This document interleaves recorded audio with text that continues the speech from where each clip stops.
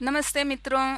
आओ अब रेडियो मधुबन पर अपना व्याकरण का पाठ आरंभ करते हैं, जो मैं लीना महेंद्रे कौशलम न्यास की ओर से प्रस्तुत करती हूँ। और अब तक हम 20-22 पाठ तो कर चुके हैं, लेकिन व्याकरण में थोड़े और पाठ बाकी रहते हैं।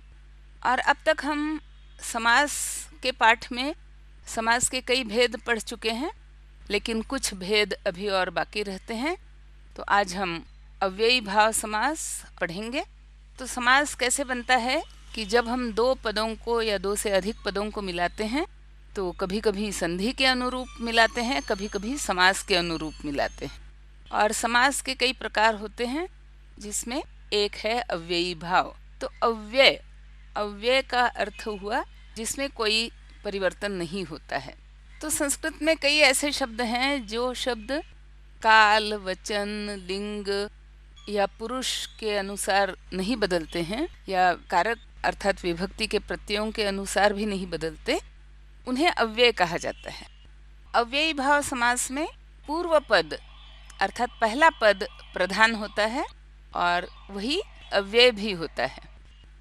और मित्रों, संस्कृत में 22 ऐसे शब्द हैं जिन्हें उपसर्ग कहा जाता है और वे अव्ययी शब्द होते हैं। और ये वो शब्द हैं जो किसी संज्ञा के साथ या धातु के साथ जुड़ करके उसे एक विशेष अर्थ प्रदान करते हैं। सारे के सारे उपसर्ग अव्ययी होते हैं, तो निश्चित है कि उपसर्ग के साथ दूसरे शब्द को जोड़ करके जो नया शब्द बनेगा वह समास होगा और वह अव्ययी भाव समास होगा। लेकिन उपसर्गों के अलावा भी कुछ अन्य शब्द होते हैं या कोई अन्य तरीके होते हैं जिनके कारण अव्ययी भाव समास बनता है। इसे आज हम उदाहरणों के साथ देखेंगे। लेकिन पहले देखते हैं कि संस्कृत के ये 22 उपसर्ग शब्द कौन से हैं। तो अच्छा होता है अगर इन्हें रट के रखा जाए, जैसे हम 1 2 3 4 से लेकर के 100 तक रट लेते हैं, उसी तरह उपसर्गों को भी रट के रखना ये एक बहुत अच्छी बात है। तो पहले ये उपसर्ग गिनते हैं।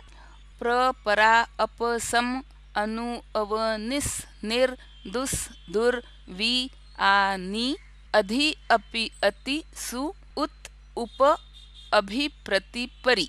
तो ये सारे 22 संस्कृत के उपसर्ग हैं।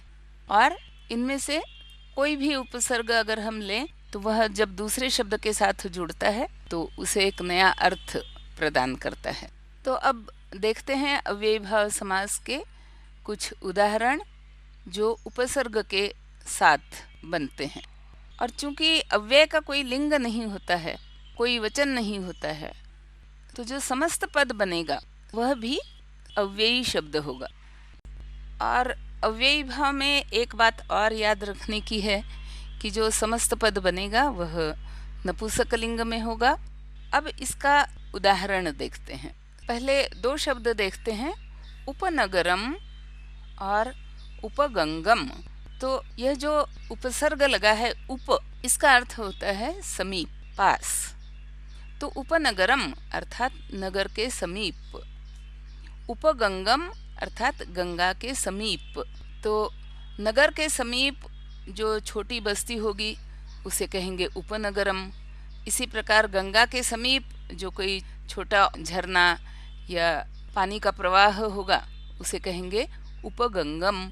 तो इन दोनों शब्दों में तुमने देखा कि जो समस्त पद बना वह नपुंसकलिंगी है, एक वचन का शब्द है। और इसमें जो पहला पद है उप, वही प्रधान है, क्योंकि उसी के कारण अर्थ का सच्चा बोध होता है। तो पूर्व पद प्रधान, पूर्व पद अव्ययी हो और विभक्ति नपुंसकलिंगी एक वचन में हो या पूरा शब्द ही अव्ययी हो, ये सारी पहचान है अव्ययी भाव समास की। और सबसे सटीक पहचान तो ये है कि अगर शब्द में कोई उपसर्ग जुड़ गया तो वह तो निश्चित रूप से अव्ययी भाव हो ही जाएगा। तो यहाँ भी उपसर्ग जुड़ा हुआ है जो है उप। इसी प्रकार 2 शब्द और देख लेते हैं।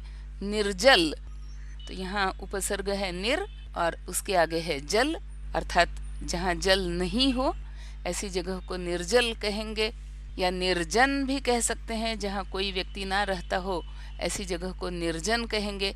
दोनों शब्दों में उपसर्ग है निर, और जो समस्त पद बना वह अव्ययी भाव समास का उदाहरण हो गया। अब एक शब्द लेते हैं यथामति, अर्थात जैसी मति है उसी प्रकार, या यथास्थान, जो उचित जगह है वहीं पर, या यथारूप, जिस प्रकार रूप है उसी प्रकार। तो ये जो सारे शब्द हैं जहाँ यथा शब्द पहले लगा है, ये सारे भी अव्ययी भाव समास के उदाहरण हैं। तो मैंने बताया था कि अव्ययी भाव में कई बार तो उपसर्ग लगते हैं, लेकिन कई बार उपसर्ग के अलावा भी दूसरे शब्द लगते हैं। अब इसी प्रकार एक शब्द है प्रति, प्रतिदिन, प्रतिपल, प्रतिक्षण, और इसका विग्रह कैसे करते हैं? दिने दिने प्रतिदिनम, क्षणे क्षणे प्रतिक्षणम। ये शब्द नपुंसकलिंगी और एक वचन में होंगे, तो इस प्रकार इसका विग्रह किया जाता है। और जब उपसर्ग लगे हों तो प्रायः विग्रह के समय षष्ठी विभक्ति लगती है। जैसे उपगंगम का विग्रह होगा गंगायाः समीपम, यहाँ गंगा शब्द की षष्ठी आ गई। उपनगरम नगरस्य समीपम इति उपनगरम। इसी प्रकार निर्जलम का विग्रह होगा जलस्य अभावः, निर्जनम जनस्य अभावः। अब एक शब्द और देखते हैं सजलम। तो स का अर्थ होता है साथ, सह, तो इसका विग्रह करेंगे, और सह शब्द के साथ हमेशा तृतीया विभक्ति लगती है।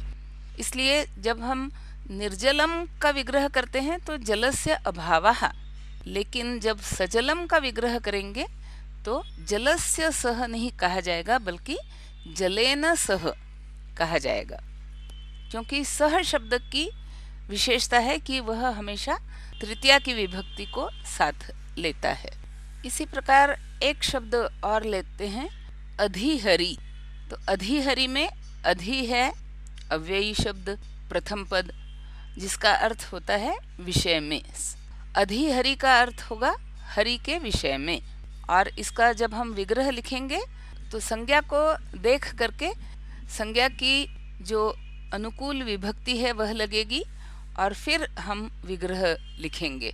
तो यहाँ पर चूंकि अव्ययी शब्द है अधि, तो अधि के लिए सप्तमी की विभक्ति का प्रयोग होता है संज्ञा में, इसलिए हरि शब्द की सप्तमी लेंगे हरऊ, तो इसका विग्रह लिखेंगे हरऊ इति, अर्थात हरि के संबंध में, हरि के विषय में, जिसके लिए एक सामासिक शब्द बना अधिहरि। तो इसी प्रकार अधिसूचना, अर्थात सूचना के विषय में। तो मित्रों, यह तुम्हें समझ में आ ही गया होगा कि प्रायः जितने भी संस्कृत के सामासिक शब्द हैं जो अव्ययी भाव से बनते हैं, वे सारे के सारे हिंदी में भी उसी प्रकार आ जाते हैं, और उनका प्रयोग हम हिंदी में भी कर लेते हैं। तो मित्रों, आज का पाठ मैं यहाँ समाप्त करती हूँ। तो तुम अनुमति दो और कौशलम न्यास की ओर से चलाए गए ये प्रोग्राम तुम बाद में YouTube पर भी देख सकते हो। आज मैं पाठ समाप्त करती हूँ। तुम सुनते रहो रेडियो मधुबन, मुस्कुराते रहो। नमस्कार।